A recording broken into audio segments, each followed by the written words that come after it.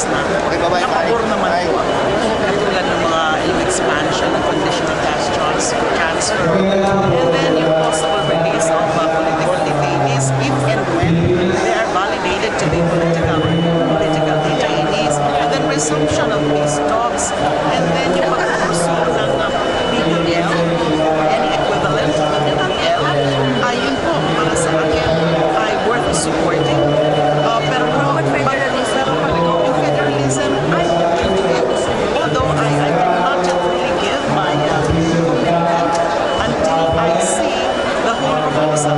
You know what exactly yung mga details, ano yung scope, ano yung mga meets and bounds ng federalism na gusto nila na ipropose sa atin o install sa atin. Of course, it will entail constitutional changes or amendments. Pero sa larangan yung mga like for example is shoot to kill orders, I will definitely oppose that because legal po yun, unconstitutional po yun.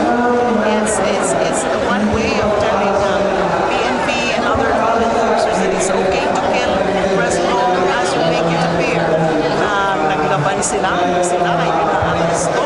So that is a license for summary execution. And I'm afraid it's going to be a state-sponsored summary execution. It's a state policy allowing summary execution. Summary execution is murder. It's plain and simple murder, and therefore it's criminal. It's against the law. Death penalty, I've always been against death penalty. Hindi mo magbabago ang posisyon ko dyan.